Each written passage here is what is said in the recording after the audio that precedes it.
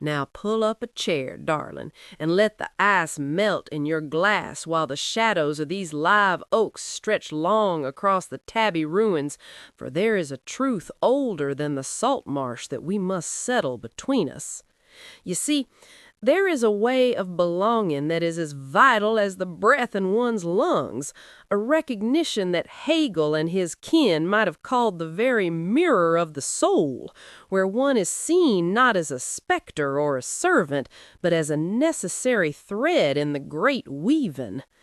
My grandmother, who had the blood of the mountains in her veins and the rhythm of the old stories in her step, used to say that to be truly included is to be seen in the private light of love, to be held equal under the law's cold eye, and to be esteemed for the particular fruit your spirit bears.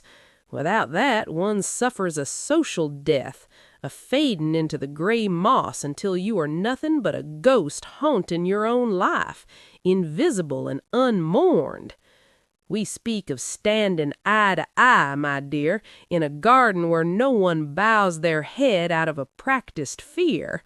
That is the relational equality Elizabeth Anderson whispered about, the dismantling of those old rusted hierarchies of stigma and the sharp, jagged edges of condescension.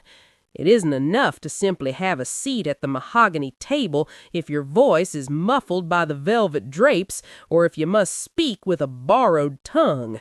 True inclusion is the ability to look a neighbor in the eye and know you are both made of the same red clay and starlight, free from the crushing weight of deference.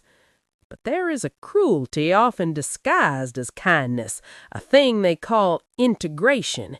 It is the old story of the square peg and the round hole, where the carpenter, in his infinite and hollow mercy, decides to shave off the corners of the wood until the peg is smooth and characterless enough to fit. That is not belonging. That is erasure. Real inclusion demands that the whole itself must change its shape, that the very architecture of our world must shift and groan to accommodate the beautiful, jagged diversity of every soul that wanders through the gate. It rejects the notion of a normal man, that pale, static ghost around whom we have built our churches and our courthouses, and asks instead for a world that is fluid, a world that redefines itself by the very presence of the stranger. And don't you let them tell you that a write on a piece of parchment is enough. Amartya Sen knew, just as the elders in the hills knew, that a man might have the right to cross the river, but if he has no boat, no strength in his arms, and a wall of briars blocking the path, then his freedom is a hollow mockery. We must look at what a person is actually able to do and to be, the substantive freedom to function, to vote without the shadow of the intimidator, to move through the world without the unfreedoms of bias and broken stairs tripping his every step. Yet there is a rot that sets in when the heart is replaced by a ledger. If this inclusion you speak of becomes a mandate, a cold decree from a distant office that requires a person to be a token, a painted bird in a gilded cage, used only to prove the cage maker's virtue, then it is a lie. This conditional hospitality, where you are welcomed only so long as you tuck in your spirit and mind your manners, is a paradox that tastes like copper and ash.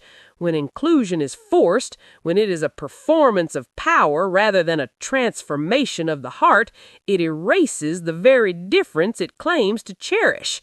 It becomes a machine, and I have never had much use for machines that try to grind the human soul into a uniform powder.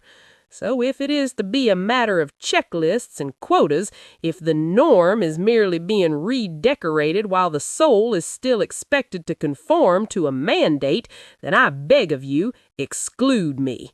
I would rather sit among the ruins and talk to the owls than be included by a hand that only reaches out because it is legally required to do so. True inclusion is a continuous, aching process of recognition, not a one-time act of admission. and if it lacks the grace of a gift freely given, it is nothing. Now don't stand there looking at me with those wide, wounded eyes, honey. I can't bear a scene when the humidity's this high. If you're looking for that melody, that sweet, aching little tune we just talked about, it's waiting for you down in the description. It's tucked away like a love letter you weren't supposed to find, but there it is, plain as the moon over the delta. And listen to me, sugar, don't be cruel. Reach out your hand and tap that like icon, and for heaven's sake, subscribe to us. A soul needs a little attention to keep from fading away into the wallpaper, and we've always depended on the kindness of strangers like you.